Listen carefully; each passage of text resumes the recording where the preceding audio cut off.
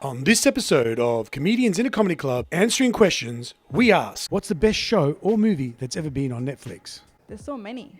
Oh, Fleabag. Oh, I love this TV series. It's called Dairy Girls. I actually like...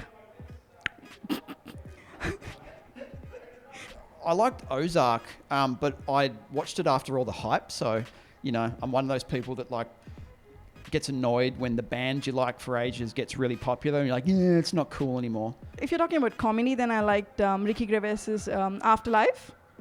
And Dead to Me as well was pretty cool. Apart from that, Vikings was really good. I love Vikings. Outlander is really nice. Designated Survivor. The best show on Netflix is the Ted Bundy documentary because he's a psychopath, but he's also really charming, so, you know, you gotta like him. My favourite show on Netflix is probably Narcos, but the real one, because I'm more of a fan of real blood than what I am with fake blood. So, and I like to see people actually disappointed and depressed because that makes me feel better about myself. You probably won't expect this from me, but you know what I've really enjoyed? I've really enjoyed Designated Survivor. It's a very strange story. It's set in America. It's about a congressman that happened to get put in the hill in a safe place while the Senate sat. The Senate got blown up. He was the last one surviving, so he becomes president. That's not a spoiler. That's how it starts. I mean, I've spoiled how it starts, so now when you watch it. But that's been really great. I've loved it. It's really intriguing. You know, when you finish watching something, you go, oh, I'm going to watch another one.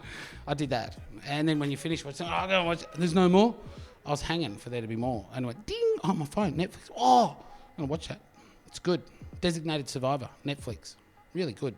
Ooh, that's a tough one. I mean, it's not an Australian Netflix, but It's Always Sunny in Philadelphia is very good.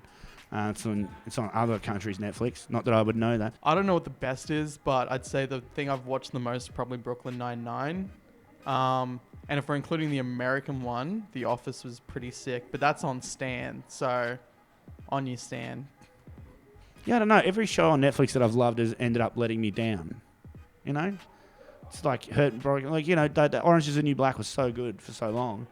And then, the last season kind of sucked. And that was when, shit got epic. Right at the end of that season, shit got, ramped up to, 10,000. The one of them had, the gun on the guard. And, you're like, whoa, how are they going to get out of this one? Turns out what they did was an entire season of really boring television. And then I stopped caring how they got out of that. What's on Netflix? Funny People. It's my favourite movie. That's on there. Ooh, at the moment, I'm watching two. I've just finished one, What If, with Renee Zellweger, which I really enjoyed. That was my guilty binge. But my husband, Mickey D, has got me watching Better Call Saul. And it's pretty fucking awesome. It's pretty good. I'm enjoying that a lot. That's my favourite at the moment. Man, I love the cooking shows on there. Because, I don't think there's enough feeling and emotion these days. And these guys are just putting their hearts on a plate. And it's just nice to see someone with some emotion trying to connect to something. And that's all we've got these days is lasagna in a bowl of being like, hey, I love you. And I think it's a lot easier to spend 6 hours in a kitchen making something than actually saying to someone, hey, I care about you, you know? Go with the flow, whatever I'm loving right now. No best ones.